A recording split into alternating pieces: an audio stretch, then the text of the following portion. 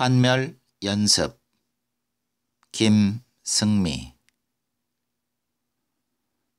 숨가쁘게 담배를 빨아 제꼈다. 컬컬한 담배 연기가 목구멍을 타고 뱃속까지 기어내려갔다. 한 차례 뱃속을 훑고 돌아나온 연기가 어설피 열린 입술을 비집고 막무가내로 쏟아져 나왔다. 방 안 가득 들떠있는 희끄무리한 기류들이 나를 중심으로 소용돌이치고 있었다. 연기에 말려 밑으로만 꺼져 내리는 것 같았다. 밤새 들이켜댄 니코틴이 내장을 모두 갉아먹었거나 살 속의 양분이 모조리 담배 연기에 쩔어 증발해 버린 것이라고 생각했다. 거대한 지구의 자력이 2배로 미친다면 이런 느낌일까? 짙은 안개에 휩싸인 듯 사물은 하나도 잡히지 않고 용을 써볼 겨를도 없이 어느 것의 중심을 향해 끝없이 곤두박질치고 있었다. 숨통이 막힐 지경이었다. 짙은 한숨이 뿌옇게 흩어져 나왔다. 투두두두두. 광견처럼 달려드는 지랄찬에 쫓겨 모두들 정신없이 흩어졌다. 퍽 하고 눈앞에서 최루탄이 터졌다. 시야를 놓치고 헤매던 나를 누군가 잽싸게 잡아챘다. 나는 그 누군가에 이끌려 이름을 알 수 없는 골목길로 황망히 달아나고 있었다. 좁은 골목을 버티고 있던 습한 냉기가 사람들의 거친 심호흡으로 제 기류를 찾아 술렁거렸다. 아, 눈이 매워 보이질 않아. 먼저 온 사내들이 피우다만 꽁초를 그에게 건네주었다. 거침없이 내 눈꺼풀을 들춘 그가 한입 물었던 연기를 거세게 불어넣었다. 입바람이 참 시원하다고 생각했다. 괜찮니? 스르륵 묶였던 시야가 풀리고 뽀얀 연기 사이로 꿈결처럼 그의 눈빛이 반짝이고 있었다. 담배 연기가 참 시원해. 질끈 악문 이빨 새로 필터가 씹혔다. 차가운 액체가 눈 언저리를 단숨에 뛰어넘어 턱살을 간지럽혔다.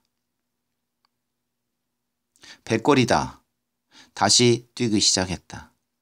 나는 그를 놓치는 일이 없도록 필사적으로 다리를 돌렸다. 땅! 둔중한 쇳소리와 함께 운동장 한 바퀴를 죄수처럼 달려야 했던 시절이 있었다. 선생님의 흰색 모자 위로 뿌옇게 화약 연기가 피어오르고 멍하니 친구들의 뒷모습을 보고 난 뒤에야 마지못한 발놀림을 해낼 수가 있었다. 시소 앞에서 꽃무늬 한복을 입고 나를 지켜보고 있던 어머니의 시선이 내 다리를 휘감고 돌았다. 아이고 매, 말년댁 딸은 또 꼴찌요. 내가 처음 그 비비린내나는 쇳소리를 들었던 것은 4살 때였다. 읍내 경찰서에 다니던 막내 외삼촌은 가끔씩 새벽녘이 됐어야 들어오거나 아예 날밤을 새우고 얼굴에 가스무레한 수염을 묻히고 다음 날 돌아오곤 하셨다. 어머니는 그것을 비상이라고 하셨다. 그날도 삼촌은 비상이었다. 위험하다 이놈들아.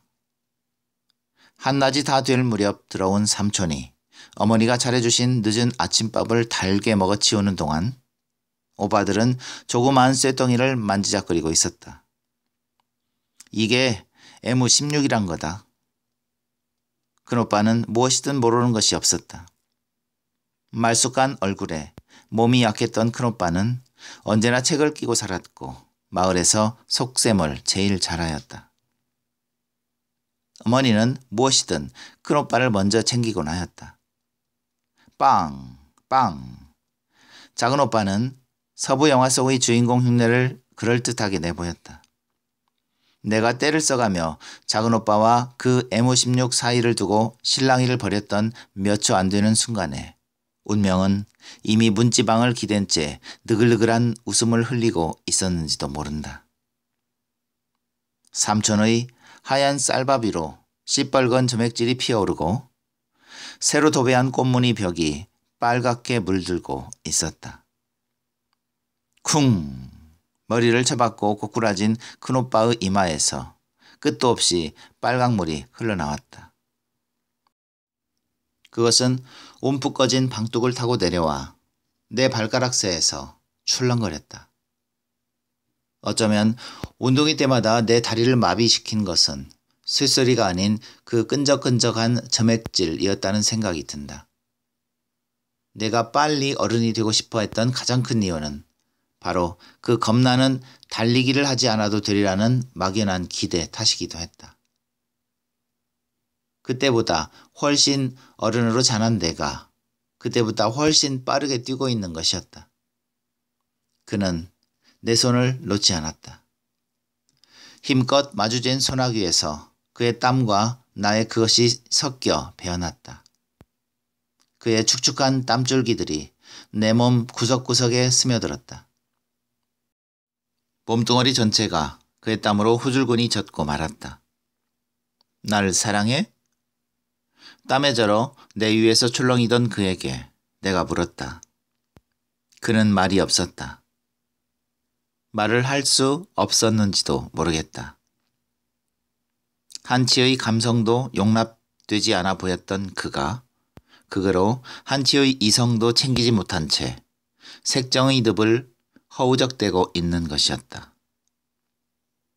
그는 다만 암컷을 탐하는 발전기의 수컷에 지나지 않는가. 가위 눌린 악몽처럼 참을 수 없는 굴욕의 무게에 짓눌려 숨이 막혀왔다. 나는 있는 힘껏 그의 가슴을 떠다 밀었다. 뿌리째 뽑혀져 나가 떨어진 그가 아연히 나를 흡떠 보았다. 꼿꼿한 그의 성기가 가눌 수 없는 오열로 상기되어 나를 노려보았다. 순식간에 그것이 내 살을 째고 들어와 박히고 그가 다시 내 위에 군림하였다. 꺼욱, 꽥. 나는 목젖까지 복받친 그의 정자의 무리들을 토악질에 댔다. 철썩, 철썩. 멍청이 그를 올려다 보았다. 서둘러 눈물샘이 열리고 도톰한 눈물이 귓불에 와 닿았다. 신경질적으로 그가 뿌리를 거두었다. 뿌지지직. 필터까지 사유어진 새가 보잘것없는 무게를 싣고 맥없이 떨어져 내렸다. 발등에 부스러진 재를 그대로 실어 그의 씨에 털어냈다. 띠리리릭 삑. 전화를 받을 수 없는 상구씨를 위해 설치한 자동 응답기였다. 사실대로라면 그것은 식구들로부터 상구씨를 감추기 위한 나의 기발한 조처였다. 이 계집애가 벌써 나간 거야? 아침이다. 그녀의 입속에서 차가운 아침 공기가 터져나오는 듯하였다. 안녕하세요, 상구씨. 저 명희예요. 한번 찾아뵈야. 그래, 당장이라도 눈을 뜨고 깨어나 입술을 삐죽거리며 내 이름을 부르는 것만 같았다. 말하는 입모양이 흉측하다고, 나은인 누구한테도 입을 열어선 안 된다고 어린애처럼 내가 졸랐었다. 다행인지 그는 내 이름을 부르는 것 외에는 거의 말을 하려고 애를 먹지 않아도 되었다. 그는 언제나 입으로 못다한 말들을 토해내기 위해 낡은 타자기 앞에 앉아 있었다. 미영아, 너 회사 끝나고 우리 집에 들러. 오늘이 둘째 100일이잖니? 그이가 간단하게 식사나. 나는 상구씨 생각에 미처 황급히 수화기를 들었다. 나야, 너 혹시 시체 치울 줄 아니? 얘가 무슨 뚱딴지 같은 소리야? 너 나한테 못마땅한 거 있니? 무슨 말을 짓거린 것인가? 나는 지금 100일 잔치에 초대를 받고 있는 것이다. 어디서부터 어떻게 주워 삼켜야 할지 막막했다. 아니, 너 혹시 상구씨가 언제? 오늘 아침에? 어제 저녁에. 아니 그럼 시체랑 하룻밤을 보냈단 말이야? 너 미쳤구나. 미칠 지경이었다. 끝이라도 가늠하지 못했었던들 나는 벌써 미쳐 나갔을지도 모를 일이었다. 하룻밤이라니. 3년의 밤들을 30년의 그것처럼 꿈틀거리는 시체와 한 방에서 문기적거리며 살아왔다. 오메 오메 아이고 오메. 니년이 날 죽이는구나. 지 오래비 생목숨줄 끊어놓더니 인제는 애미 가정 죽이려고 작심을 한 것이여. 내 방 한켠을 버젓이 차지하고 들어놓은 상구씨를 발견하시던 어머니는 미끄러지듯 퍼질러 앉아 가슴팍을 뜯으셨다. 전현이 애기 끼어도 단단히 끼었는 게비여. 저대로 뒀다간 집안 말아먹을 년이라니께. 가마니에 둘둘 말려 외삼촌 지게에 실린 큰오빠를 따라 나는 커다란 쌀바가지를 들고 묵묵히 걷고 있었다. 큰오빠는 마을 뒷산으로 올라갔다. 벌겋게 파헤쳐진 흙구덩이 옆에 누리끼리한 한복을 입고 쪽머리를 한 할머니가 외삼촌과 인사를 나누었다. 점쟁이 할머니였다. 옆집 숙인의 엄마만큼 키가 큰 점쟁이 할머니는 큰오빠가 유일하게 무서워하던 사람이었다. 그녀가 주문에 맞춰 두드리는 징소리를 들으면 큰오빠는 혼이 빠져나간 듯 멍청해진다고 했다. 그녀는 큰오빠의 혼을 빼듯 징을 두드리며 주문을 외워댔다. 내 머리가 멍청해지고 있는 것 같았다. 울먹거리는 내게 삼촌이 쌀바가지를 들이밀었다. 나는 눈이 부시도록 뽀얀 쌀을 한 움큼 쥐어들었다. 점쟁이 할머니는 더 요란해진 징소리를 따라 큰오빠를 맴돌았고 삼촌은 나를 재촉했다. 액땜을 하는 것이여. 어서 뿌려라. 핏물이 맨 듯한 붉은 흙위로 뽀얀 쌀알이 박히는 것을 보고 나는 마침내 울음을 터뜨리고 말았다. 내 머리가 멍청해진 것이라고 생각했다. 그 후로도 오랫동안 나는 셀 수도 없이 액땜굿을 받아야 했고 그때마다 그것은 어머니에게 약간의 안정을 되찾아 줄 뿐 나는 여전히 씻을 수 없는 집안의 애기였다. 천상구는 내 인생의 애기였다. 열병을 앓듯 그의 자취를 뒤지며 교정을 헤매던 때가 있었다. 가물가물한 배경 속으로 날카로운 그의 영상이 선명하게 튀어오르고 질정 없이 발을 놀려대며 그의 사랑을 구걸하였다. 태양을 삼킨 듯이 그의 씨는 불타올랐지만 정작 그 자신은 얼어붙은 쇳덩이처럼 완강하기만 했다. 나는 그의 차가운 심장을 불살라 먹을 수 있을 만큼 충분히 뜨거운 가슴을 가졌다고 자신했었다. 그는 투철한 이론가였고 겁탈할 수 없는 혁명 시인이었다. 많은 사람들이 그를 추종했고 모두들 그를 보호하려 들었다. 언제나 그를 납치하려는 사람들과 그를 살리려는 사람들이 그의 주위를 끼고 돌았다. 나는 언젠가는 그 모두로부터 그를 빼앗아 달아나고 말겠다고 오기를 부렸다. 그가 학생의 대표로 삭발을 하고 단식 투쟁에 들어갔을 때의 일이다. 다음호 학보를 편집하기 위해 우리는 야간 작업을 해야만 했다. 식사를 마치고 돌아온 수습 후배 녀석이 자두를 한아름 사안고 들어왔다. 이거 드세요. 계속 아무것도 안 드셨잖아요. 계속 아무것도 안 드셨을 텐데. 나는 잘 익은 자두 두 알을 품속에 넣고 홀린 듯이 학보사를 빠져나왔다. 가무스름해진 계단을 미끄러져 내려와 후들거리는 다리를 달래어 서둘러 그를 찾았다. 그의 등 뒤로는 비장한 열사의 사진이 걸려있고 가물가물 여린 향불이 여문 연기들을 뿜어내고 있었다. 얇은 담요 위로 안증뱅이 다리를 한 그에게로 다가가 쪼그리고 앉은 나는 슬며시 자두를 내밀었다. 아무도 안 보는데 어때? 매서운 그의 눈빛이 내 볼기를 핥히고 지나갔다.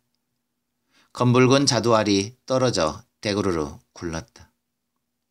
자두알을 따라 굴러가는 그의 눈초리가 파르르 희미한 격렬을 일으켰다. 그토록 간절했던 그에 대한 집착은 무엇에 연유한 것이었는지. 가난한 그에 대한 값싼 동정? 팔딱팔딱 더 세차게 거부하는 물고기를 한 번 더 건드려보고 싶은 야릇한 호기심? 아니면 나도 사랑할 수 있다는 것을 확인하고 싶은 억지였는지도. 늘상 오빠에게 기우는 어머니의 관심과 못내 큰 오빠의 환영을 걸머져야 했던 오빠의 독선이 나를 갈증나게 했다. 사랑을 구걸하는 나의 노력은 언제나 허사로 돌아가고 1년에도 몇 차례씩 치러대는 액땜 구선, 몰아내듯 나를 밖으로 떠밀고 있었다. 그 인간에 대한 사랑이 단 한 번만이라도 받아들여질 수 있기를 바랐던 최초의 몸부림이었는지도 모르겠다. 사랑을 경멸한다. 나를 사랑한다고 말하는 너조차도. 거만하게 솟아있는 그의 등 뒤로 기승마다 안개가 피어오르고 있었다. 거대한 백사 한 마리가 스멀스멀 산자락을 기어다니며 지리산을 갉아먹고 있다는 착각이 들었다. 그것은 점점 자라나 천상구라는 존재를 집어삼킬 듯이 이만큼 가까이서 혓바닥을 날름거렸다. 이러지 마라. 네가 이런다고 내게서 뭘 기대할 수 있다고 착각하지 마라. 허물을 벗고 달아나듯 그 앞의 안개무리가 요동을 치며 흩어졌다. 잘했어. 내가 그에게 고개를 끄덕이며 웃어주었다. 엉겁결에 그도 따라 웃었다. 저만치서 대열을 갖춘 간부들이 그를 부르고 있었다. 내게는 마지막 취재가 될 간부 수련회였다. 그가 최상의 은신처로 낯익은 후배와 함께 내 방을 찾아들었을 때 나는 세상의 시작을 본 듯 가슴을 떨었다. 마침내 내 사랑이 받아들여지는 것이라고 생각했다. 그들을 위해 밥을 짓고 새로 국을 끓이고 잠자리를 마련하는 작은 일들이 어느 사람에게 있어 요긴한 도움이 될 수 있다는 희열감에 나도 사람 사는 세상에 살아있다는 것을 확인했었다. 후배가 돌아가고 넓어진 공간에는 천상구와 나의 토막난 말 줄임표들만이 동동 떠다니고 있을 뿐이었다. 날 사랑해? 그는 말이 없었고 날 사랑해? 메아리만 공허하게 피어올랐다가 사그라졌다. 나는 그에게서 돌아 나와야겠다고 생각했다. 끄, 꽥. 목젖까지 기어오른 정자의 무리들을 토악질해 댔다. 철썩, 철썩. 나는 잘못 들어선 그에게서 황급히 돌아 나오고 있었다. 띠리리리리 삑. 나다 오빠다. 언제까지 그러고 살 테냐? 대책 없는 녀석. 시골에 한번 다녀와. 어머니께서 많이 편찮으신 모양이더라. 언제까지 모른 척하며 살 토리는 아니잖니? 어머니께서도 널 기다리시는 눈치더라. 난 요새 비상이라 못 가뵙겠고 너라도 한번 다녀와야지. 또 연락하마. 비상. 상구씨를 연행해 간 것은 오빠의 비상이었다. 그리고 나는 그 대가로 내 생의 3년을 상구씨에게 지불해야 했다. 오빠는 상구씨의 최후 보루가 나였다는 사실을 어떻게 알아냈을까? 아니다. 오빠는 우연찮은 횡재를 낚은 것이었다. 오빠는 잠복 근무지에 가까운 내 방에 잠깐 들렀을 뿐이었다. 상구씨는 마지막이라는 전제를 달고 내 도움을 청해왔고 나는 가타부타 말이 없이 저녁을 준비하였다. 여기가 맞나? 아주머니, 이곳에 문미영이라는 사람 있습니까? 전 오빠 되는 사람인데요. 내 손에서 쌀바가지가 미끄러져 떨어지고 부엌 바닥에는 흩어진 쌀알들이 하수구 구멍으로 꾸역꾸역 기어들어가고 있었다. 오빠야, 오빠가 왔어. 내가 상구씨에게 속삭였다. 그는 선뜻 여자방의 남자라는 상념으로 머리를 극적일 따름이었다. 오빤 경찰이야. 라고 막 내가 말하려는 순간 거칠게 부엌문이 열렸다. 오빠는 거리낄 새도 없이 상구씨를 연행해 갔다. 그리고 그때까지 남아있던 내 속의 상구씨를 향한 잔재들까지도 깨끗이 연행해 가주었다. 건수 잡은 오빠는 진급이 되고 운 나쁜 상구씨는 징역을 선고받았다. 새로 성냥을 그어 불을 지폈다. 날카로운 볼살이 누그러지자 담배를 갖다 대었다. 담뱃개비 속으로 빨려들 것 같은 불길이 순식간에 성냥개비를 반나마 살라먹고 있었다. 명희는 오겠다고 했던가. 한낮이 가까워지자 반지 앞방 천장 가까이에 들러붙은 불투명 유리창에 엷은 햇빛이 들었다. 그것은 아직 손때가 덜 탄 자동 타자기에서 끝나 있었다. 나는 그에게 복잡한 자동 기능을 설명해 주느라 평소보다 서너 배를 더 짓거려야 했었다.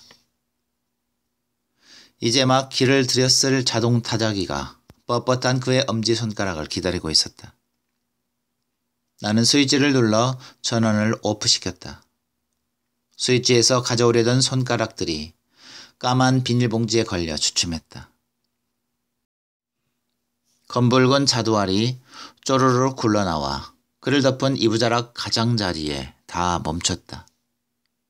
좌우 자두. 출근 준비에 여념이 없던 나는 쓸데없는 입놀림을 해댄다고 그에게 짜증을 부렸다. 미영아, 자두 먹고 싶푸. 출근을 제껴놓고 이른 아침부터 시장을 싸돌았다. 무엇을 먹고 싶다는 말을 처음 하는 그를 저버리고 발길이 떨어질 것 같지가 않았다. 멀리 떨어진 식료품 센터까지 가서야 자두를 구해올 수 있었다. 침샘을 자극하는 검붉은 색깔의 자두를 잘 씻어 그가 먹기 좋은 위치에 두고 2시간이나 늦어진 출근을 서둘렀다. 못돼도 연남은 개는 됐을 법한데 그것을 거의 다 먹어치운 것이 심상치 않은 일이었다. 가슴이 덜컥 내려앉았다. 현기증이 일었다. 핑그르 밑으로 꺼져드는 나를 기점으로 그의 타자기가 돌고 빨간 자두알이 돌고 검푸르스름한 그의 얼굴이 돌아났다. 방안 전체가 소용돌이에 휘말린 듯 어지럽게 흔들거렸다. 나는 시장기가 들어서일 거라고 생각했다. 피를 머금은 듯한 자두알을 집어들었다. 크게 한 입을 물어뜯었다. 시디신 물이 입술을 삐져나와 턱 밑까지 흘러내렸다. 미영 선배, 상구 선배 어제 출소했어요. 만나실 거죠? 미영아 보고 싶다. 네 얼굴을 좀 볼 수 있겠니? 꼭 하고 싶은 말이. 미영 씨죠? 상구 지금 병원에 있어요. 몸이 많이 상했나 봐요. 상구 녀석 의식도 없는데 자꾸 미영 씨를 찾아서 한 번만 만나 주시죠. 꼭 한 번만이라도. 적당한 죄책감과 약간의 그리움으로 그렇게 쉽게 잊혀질 수 있다고 믿었었다. 몇 년 동안의 그의 공백이 내게 전혀 달라진 삶으로 채워줄 수 있을 것이라고 자유했었다. 그런데 불쑥 그가 뛰어들었다. 나에게 그의 망가진 삶을 책임져야 한다고 모두들 액 안으로 나를 끌어들이고 있었다. 평생 똥차를 몰았다던 그의 아버지는 그가 수감 중에 돌아가시고 그의 하나뿐인 형님은 벌써 오래전부터 정신병원에 입원 중이라 그를 돌봐줄 다른 적당한 사람을 딱히 기대할 수조차 없다는 것이었다. 네가 왜? 미쳤니? 왜 그런 책임을 져야 하니? 네가 무슨 죄진 게 있다고? 난 그를 사랑했었지 아마. 한때 사랑했다고. 지금은 사랑하지도 않는데 그런 동정을 베풀겠다는 거야? 그게 죄라면 죄였지. 그 죄값을 치르는 걸로 해두지.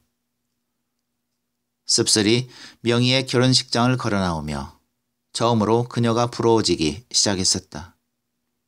여고 시절 그렇게도 경멸했었던 따분하고 평범한 여자의 일생이 이토록 갈증나는 부러움이 되리라곤 생각지도 못한 일이 아니었던지. 새로 넓은 방을 구하고 양지가 드는 곳에 그의 자리를 마련했다. 아침마다 눅눅한 쌀죽을 끓이고 목욕을 시키고 똥 오줌을 치우는 사람이 내가 아닌 다른 누구인 것만 같은 착각을 수도 없이 되풀이해야만 했다. 이게 나구나. 지금 이게 나야. 날마다 스스로를 일깨우며 길을 들였다. 왜 날 끌어들인 거야? 병신 주제에 날 이 지경으로 올가매는 게 네 그 잘난 사랑이었니? 지긋지긋해. 제발 날 좀 놓아줘. 제발. 술에 만취에 들어와 질펀한 주정을 토해내는 날이면 그는 늘 벽 쪽으로 고개를 틀고 누워 있었다. 어머니가 오시던 날 밤 나는 처음으로 그가 소리내어 우는 모습을 보았었다. 그가 고개를 튼다는 것은 곧 울고 있다는 것이라는 사실을 그때야 비로소 알아차렸다. 나는 말없이 그의 뺨을 쓰다듬어 주었다. 축축한 살이 들러붙어 있는 자도씨 아래 담배를 비벼 껐다. 명희는 왜 아직도 오지 않는 걸까? 전화를 걸어볼까? 지금 오고 있는지도 모르겠군. 여기저기 깔린 꽁초들을 한 켠으로 밀어붙이고 바닥에 몸을 뉘었다. 쌓였던 피로가 방바닥으로 걸러져 내려가는 듯하였다. 깜빡하는 사이에 잠이 들었던 모양인지 방 안에는 한 겹의 엷은 어둠이 망사처럼 둘러쳐 있었다. 명희는 오지 않을 셈인가? 그 사이 전화가 온 것일까? 나는 자동 응답기의 테이프를 되감았다. 너 미쳤구나. 못 가뵙겠고 너라도 한번 다녀와야지. 또 연락하마. 어머니는 지금껏 한 번을 알아놓으신 적이 없었다. 그리고 나를 기다리신 적 또한 한 번도 없었다. 그렇게 내 머리채를 잡아채고 내려가신 후로 어머니를 못 뵙고 2해를 넘겨왔다. 일을 치르고 나면 마을 뒷산에나 한번 올라가 봐야겠다고 마음먹었다. 형광등 불을 밝히고 텔레비전 화면을 켜고 라디오 볼륨을 높여두었다. 나는 그를 목욕시킬 작정을 하고 가스레인지 위에 찜통을 올려 물을 끓였다. 찜통 밑바닥의 물기를 핥아먹는 어지러운 가스불이 금세 파란 빛을 찾아 빛은 듯 가지런해졌다. 차갑게 굳은 그의 몸을 움직여 옷을 벗겨냈다. 엉성하게 붉어진 뼈들이 뻣뻣한 살가죽에 아슬아슬하게 가려져 있었다. 따뜻해진 물에 수건을 적셔 골이 베인 뼈마디를 따라 살갗을 헹궈냈다. 빨아놓은 옷 한 벌을 꺼내 입히고는 다시 이불을 덮어주었다. 그런 일들을 이처럼 특별한 상황에서 이렇듯 평범하게 해내는 내 모습을 보면 명희는 아마 혀를 내두를 일이었다. 띠리리리 삐. 미영아, 거기 있는 거지? 미안해서 어떡하니? 시어머니께서 야단이셔. 왜 너도 들은 적 있지? 애기 낀대나 뭐래나. 내일 아침 일찍 갈게. 미안하게 됐다 얘. 푸붓. 나는 그녀가 액이라고 말하는 대목에서 웃음이 터져나왔다. 빌어먹을. 어머니는 여지없이 뒷바가지를 들고 나오셨다. 편찮으시다던 노인네가 기어이 자리를 차고 일어나 소금 한 뒷박을 퍼담으시고는 반나절을 토방에 앉아 나를 기다리셨다는 것이다. 어머니는 나를 보자마자 황황히 달려나와 얼굴이고 가랑이 사이고 할 것 없이 굵은 소금을 뿌려댔었다. 반남아 남은 소금을 급기야는 내 머리에 들이붓고서야 들어오니라 한마디로 나를 허락하셨다. 그놈은 어쩌고 왔냐? 큰절을 올리고 앉음새를 추스린 나는 어머니의 뜻하지 않은 질문에 당황하고 있었다. 상구 씨에 대한 그 어떤 대답도 준비해온 것이 없었다. 성치도 않은갑더만 혼자 내불고 왔느냔 말이오. 저 어제 상을 치렀어요.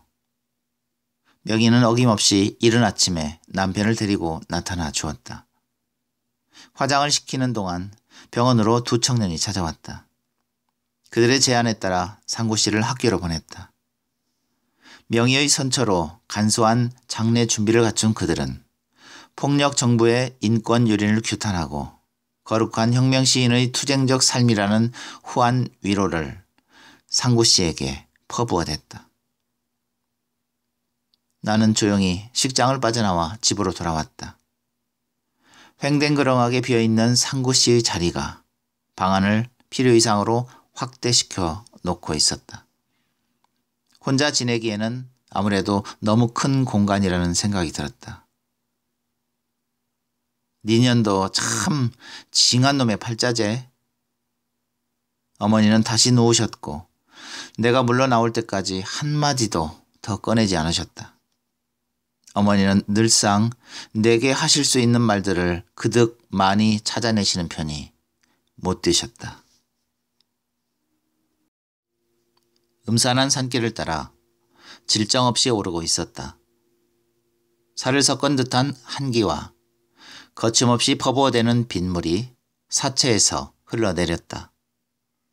맨발에 겹으로 들러붙은 흙반죽이 자꾸만 발을 헛디게 했고 나는 진창 속을 빠져나가기 위해 필사적으로 발부둥 쳤다. 등에 업은 사체의 무게는 빗물에 부르터 점점 더 나를 가라앉게 만들고 있었다.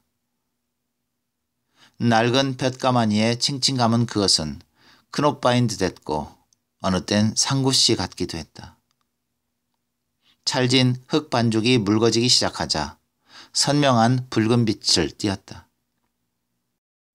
검붉은 점액질이 가파른 산적마다 점점이 피어오르고 있었다. 그것은 빗물을 따라 흘러내려와 내 다리를 휘감고 돌았다. 마침내 나는 불어난 물살에 휩쓸려 산이 끝나는 벼랑 끝을 향해 작정 없이 떠내려가고 있었다. 갑작스런 열병이 도져 사흘 밤낮을 꼼짝없이 누워 지내야 했다. 땀에 전 이불을 말린다. 깨죽을 쏜다. 휘청거리는 몸을 가누시며 이리저리 부산을 떠시는 어머니께 나는 몸둘 바를 몰랐다. 그래도 어머니가 알아 누우셨다는 소식을 핑계 삼아 두 해를 걸러 코빼기를 빌어 왔답시고 나를 잡아 들어눕는다는 것이 아무래도 염치가 없는 노릇이었다. 어지러운 꿈의 기운이 약해진 틈을 타서 조금씩 막혔던 가슴이 뚫리기 시작했다. 참으로 오랜만에 어머니가 나를 위해 차려놓은 밥상에 전에 없던 식욕이 되살아났다. 심한 병치레를 하는 경우가 아니고서는 어머니가 손수 차리신 밥상을 대하기란 내게는 가당치도 않은 일이었다. 어머니가 꺼내주신 헐렁한 내복을 끼어 입고 밖으로 나왔다. 그늘이 닿는 곳이라면 어디에든 살을 째는 듯한 독한 냉기가 도사리고는 있었지만 햇볕은 매서우리만큼 따가웠다. 금방이라도 파란 물이 뚝뚝 떨어져 내릴 것 같은 투명한 하늘은 칙칙한 뒷산을 배경으로 완벽한 구실을 해내고 있었다. 파란 하늘만 보면 이젠 네 생각부터 날 지경이야. 바깥으로 나오기만 하면 버릇처럼 하늘을 쳐다보던 내게 명희는 늘 현실을 던져주곤 하였다. 나는 하늘이 파랗든 그렇지 않든 저 파란 하늘을 좀 봐 라고 매번 말했고 그 다음엔 언제나 정신 차려라 고 명희가 말했었다. 하늘이 파랗든 그렇지 않든. 큰오빠가 있는 곳을 찾아낼 수 있을지는 의문이었다. 전에 나 있던 오솔길이라고 해봐야 인적이 닿지 않아 가다가 끊어지기가 일쑤였다. 나는 애매한 기억만을 의지한 채 큰 나무들이 비교적 듬성듬성한 사이를 따라 해침에 올라갔다. 마구 자라 말라 비틀어진 잡초들 사이사이로 여물진 솔잎들이 수북이 쌓여 있었다. 그대로 버려두기엔 사뭇 아깝다는 생각이 선뜻 비치는 것은 오래전 이 마을에 보일러가 들어오기 전까지만 해도 그것들은 아주 필요한 연료였던 까닭일 것이다. 해질 무렵쯤 되면 마을 가까운 등성이 너머로 거대한 갈퀴나무 뭉치를 머리에 인 안악들의 행렬이 줄줄이 이어지고 나던 풍경이 발밑에 깔린 풀잎의 감촉에 솔솔 묻어났다. 도중에 만난 가는 물줄기를 따라 한참을 올라가다가 뜻밖의 마당 바위를 발견하게 되었다. 어렸을 때 우리 집 마당만큼이나 넓게만 느껴졌던 마당 바위가 지금은 갈라진 틈마다 풀과 나무들이 자라 붙여진 이름을 어색해 하고 있었다. 그곳은 햇볕이 잘 들고 무엇보다 마을을 한눈에 내려다볼 수 있어 예전에는 마을 아이들의 더할 나위 없는 소풍터로 사랑을 받던 곳이었다. 아직 덜 가신 몸살기를 건드려대는 스산한 산기운에 몸이 움츠러들었다. 나는 확 트인 마을 전경을 하염없이 내려다보았다. 사발처럼 움푹 내려앉은 마을의 고만고만한 샛길을 따라 흘러가 버린 줄만 알았던 어린 내 모습들이 거기에 고스란히 고여 있었다. 마당 바위를 오른쪽으로 끼고 돌아서 가다 보면 큰오빠가 묻힌 자리가 있을 것이었다. 홍역을 지르는 날을 업고 이곳까지 산을 타고 올라와 머루며 산딸기를 흠씬 먹여 탈이 나게 하는 바람에 어머니께 된통 혼이 났던 큰오빠가 어디선가 나를 훔쳐보고 있는 것만 같았다. 오빠, 나 힘들어. 날 좀 놓아줘. 이젠 돌아가줘, 제발. 그만한 세월이면 충분히 잊혀질 만도 했던 큰오빠는 30해가 다 차도록 나를 쫓아오고 있었다.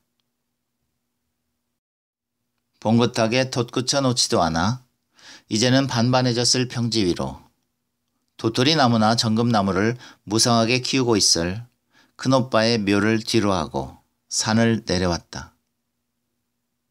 아침부터 마당을 쓸고 집안 구석구석에 묻혀놓은 내 흔적들을 닦아내듯 한바탕 청소를 끝내고 황황히 집을 나섰다. 버려두고 온 구질구질한 기억들이 따라잡지 못하도록 나는 서둘러서 걸음을 재촉했다. 액을 쫓는 소금처럼 뿌려지는 한방눈에 피로를 벗겨내며 집으로 이어지는 골목에 들어섰을 무렵은 이미 자정이 가까워오고 있었다. 며칠 동안 잠겨있는 방문을 열어 젖히는 순간 살기 띤 냉기가 체온을 갉아먹으려는 듯 온몸으로 달겨들었다. 그의 부재를 제외하고는 모든 사물들이 그대로였다. 그대로인 그의 사물들이 그의 부재를 더욱 또렷하게 설명하려 들었다. 천상군은 죽었어요. 나는 그의 죽음을 정신병자에게 이해시키려 시도했지만 그는 받아들이지 못하였다. 그것은 차라리 인지도 몰랐다. 적어도 상구 씨는 그를 닮은 형님의 기억 속에서만큼은 영원히 건강한 모습으로 살아있을 것이었다. 부질없는 노력으로 인한 허탈감과 조금이라도 빨리 상구 씨의 영역으로부터 벗어나야겠다는 조급함에 쫓겨 병원을 나왔다. 나는 상구 씨를 연상케 하는 모든 사물들을 끌어모아 밖으로 내몰았다. 그의 옷가지들과 쓰다만 시들까지 불이 닿을 수 있는 것이면 무엇이든 불 속으로 팽개쳤다. 검붉은 화염이 솟구쳐 올랐다. 그의 흔적을 지닌 사물들이 몸부림치며 제 형체를 상실해갔다. 그것들과 함께 내 안에서 골물대로 골마버린 그의 존재가 걷잡을 수 없이 폭발하고 있었다. 그를 들여놓은 3년, 아니 한 인간의 사랑을 애결했던 훨씬 이전부터 나는 그에게 너무도 완벽하게 주리를 틀려왔다. 그는 내 모든 시간에 걸리적거렸고 그를 보낸 지금조차도 내 속에는 어떠한 나도 남아있지 않았다. 사그라드는 잿불 위로 현란한 불꽃이 흩뿌려졌다. 가물가물한 새벽빛이 밀어 닥치고 있었다. 방 한가운데 우뚝 서서 사방을 둘러보았다. 어디에도 그는 없었다. 그리고 어느 구석에도 나는 없었다. 20살의 내가, 4살의 내가, 34 먹은 낯선 여자의 방에서 찾아낼 수 있는 삶의 지층이라고는 아무것도 없었다. 거울 속에서 그 여자가 나를 쏘아보았다. 당신은 자유예요. 자유에서 시작하세요. 라고 내가 말해주려 하였다. 망설이고 있는 것일까? 그 여자는 멍해진 눈빛으로 힘없이 돌아섰다. 아, 쉬고 싶어. 오래 묵은 피로를 지탱하지 못한 다리가 중심을 잃고 고꾸라졌다. 코트를 벗어 책상 위로 던져 올렸다. 툭, 투둑. 통깨를 볶을 때 나는 소리가 바닥에 떨어졌다. 어머니가 내 머리 위로 뒷박채로 소금을 들이부으실 때 코트 주머니로 걸러진 소금인 모양이었다. 나는 일어나 코트 주머니에 손을 집어넣었다. 한 움큼의 까칠한 소금이 잡혀 나왔다. 액땜을 하는 것이여. 니년도 참 징한 놈의 팔자제. 애미 죽기 전에 니년 액땜을 해야 쓰겄는디. 나는 힘껏 소금을 허공에 뿌렸다. 그것들이 스멀스멀 내게로 기어올라 살 속에 틀어박히는 것만 같았다. 언제까지? 나는 발악을 하듯 코트를 들어 몇 번이고 털어냈다. 싸그르륵.